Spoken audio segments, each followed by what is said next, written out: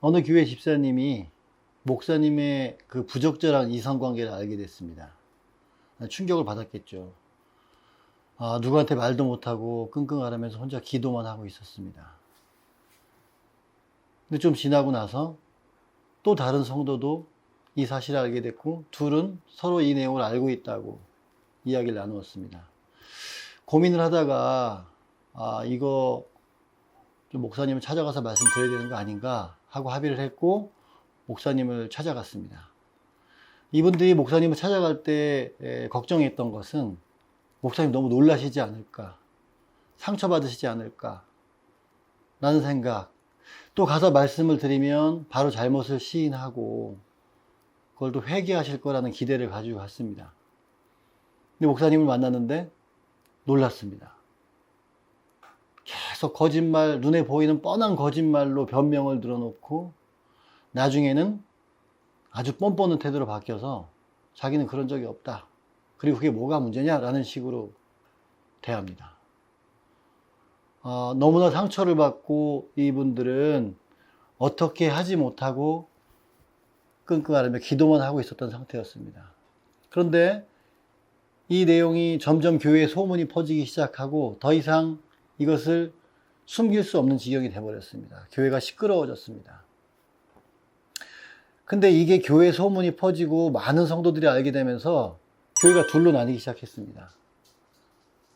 한쪽은 우리 목사님이 절대 그럴 일이 없다, 이것은 모함이다, 혹은 목사님이 설사 그런 일을 하셨다 하더라도 이건 그냥 덮어야 된다, 절대 목사님 대적하면 안 된다 하면서 목사님을 편을 든 분들, 한편에는 목사님이 이러면 안 되지 않느냐, 그리고 이런 목사님이 우리 교회에 계시면 안 된다라고 하면서 문제 제기하시는 분들, 둘로 나뉘어서 교회가 갈등이 시작됩니다.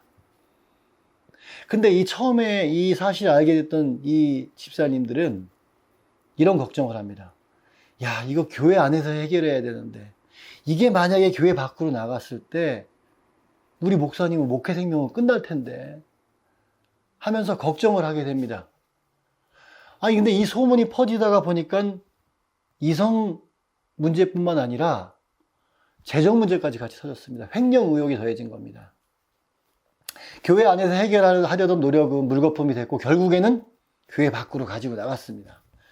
경찰서에 고발이 들어갔는데, 경찰서에서는 교회는 특수한 집단이기 때문에 이런 횡령의 증거나 정황이 있지만 이것을 범죄로 볼 수 없다라고 결정을 내려버립니다.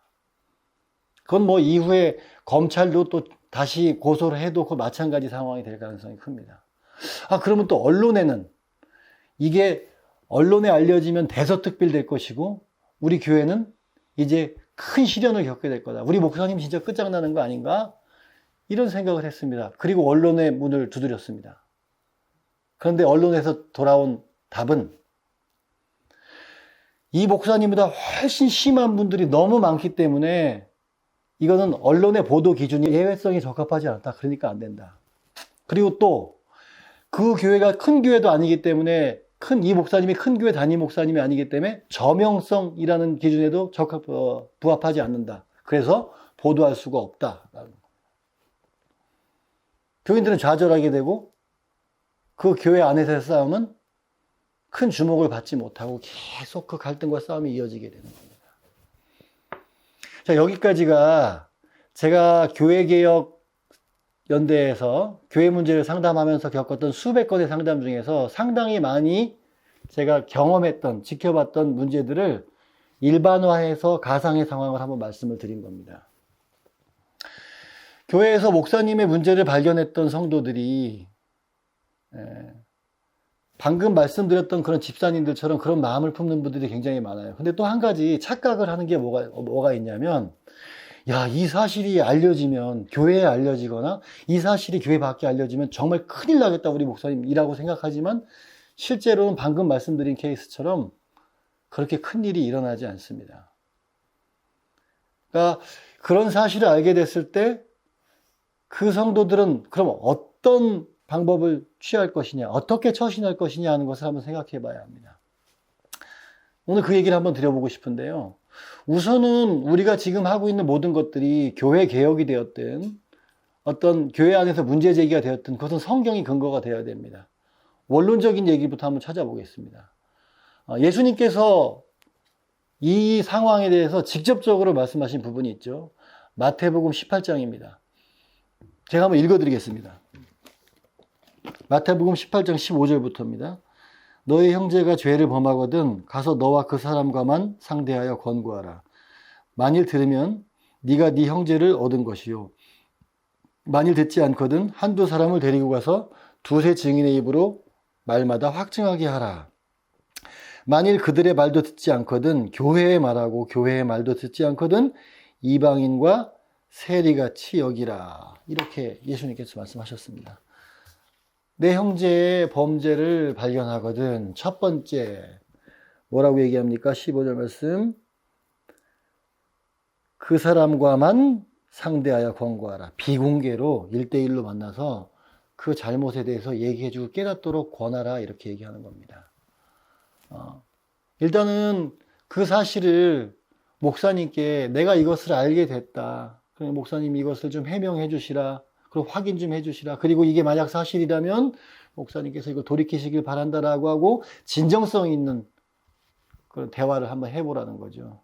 이건 뭐 이메일도 가능하겠고 직접 찾아뵙고 말씀드리는 것도 가능할 것입니다. 이 첫 번째 단계가 안 되면 두 번째 단계가 뭐죠? 두세 사람의 증인.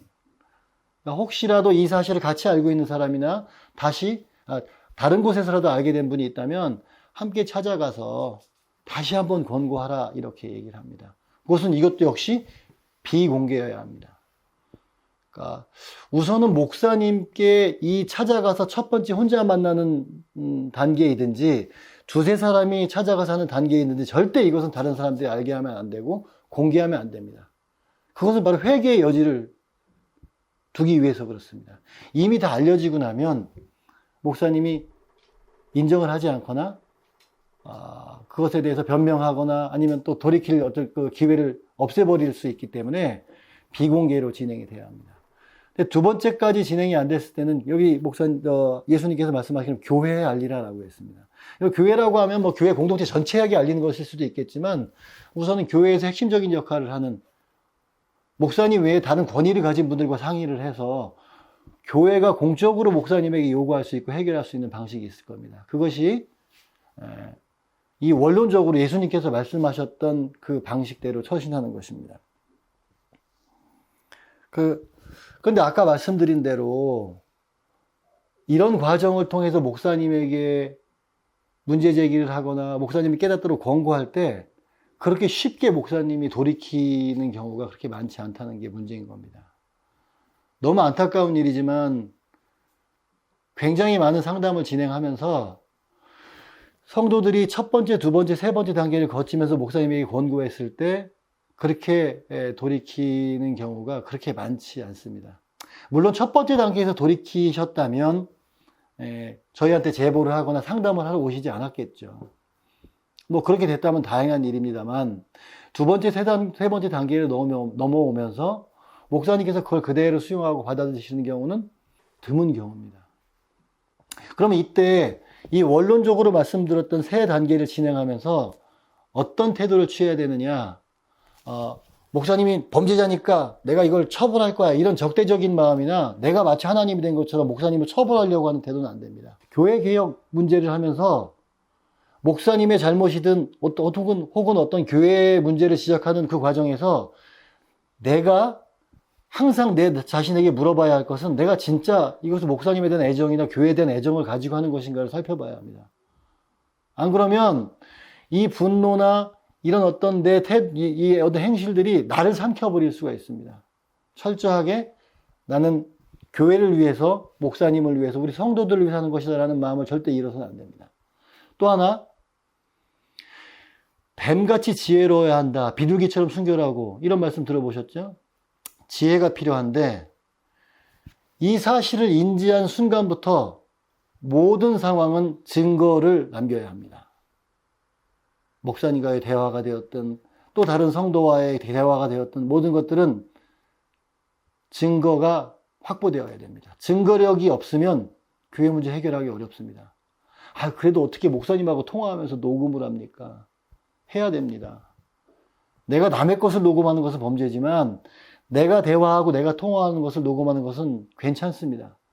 이것은 상대방을 속이는 것이 아니라 내가 지금까지 알고 있었던 것과 진행한 사실에 대한 증거력이 없으면 교회 문제는 빨리 해결되지 않아요.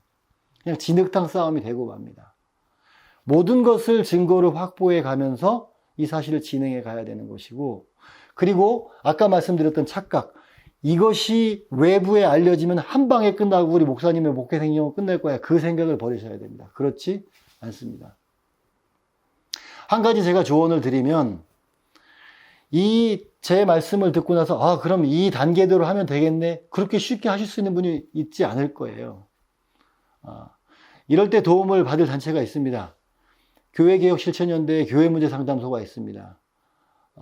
그 상담소에서 상담하시는 분들은 아주 오랫동안 이런 개별 교회 케이스들을 굉장히 많이 다뤄보신 분들입니다. 그곳에 가서 상담을 하시고 그 상황에 맞는 조언을 들으시는 게 제일 좋을 것 같습니다. 우려하시는 분들이 있어요. 이거 교회 문제 상담소에 가져가면 이거 막 언론에 나는 거 아니야? 그렇지 않습니다. 그거 착각입니다. 교회 문제 상담소에 상담 오셔가지고 우리 목사님 이 사건 기사 좀 내주세요 부탁하는 분들이 굉장히 많아요. 근데 제가 말씀드리죠. 이거 기사가 안 되겠는데요. 쉽게 기사화 되는 게 아닙니다. 그리고 또 하나, 개혁연대든 뉴스엔조이든 이 개혁단체들이나 언론들은 이것을 보도할 때 기사거리 생겼다 라고 그렇게 보도하지 않습니다. 최대한 교회 안에서 문제를 해결할 수 있도록 노력하고, 법적으로 할 수 있다면 법적으로 할 수 있도록 노력하고, 그러고 나서 정말 안 됐을 때 이것을 여론을 확보하기 위해서 언론에 보도를 하게 되는 겁니다. 그리고 또 어떤 경우는 이것은 이 목사님은 정말 안 되겠다, 이렇게라도 보도해서 기록을 남겨야 다음에 다른 교회 가서 문제를 일으키지 않겠구나 라고 했을 때 보도를 하는 겁니다. 그러니까 지금 상황에서 그런 문제를 경험하고 계시고 겪고 계시다면 우선은 아까 말씀드린 대로 내 마음에 어떤 마음으로 내가 이 일을 하고 있는 것인가 살펴보시고 끝까지 기도하시면서, 또 하나는 전문적으로 상담할 수 있는 단체를 찾아가셔서 상담하시고 진행하시는 것이 좋겠습니다. 목사님이 문제가 생겨서 그럼 법적으로 어떻게 진행이 될 것이며, 그 갈등이 생겼을 때 갈등이 어떤 상황으로, 어떤 양상으로 진행되는지는 제가 다음 편에서 한번 말씀드리도록 하겠습니다.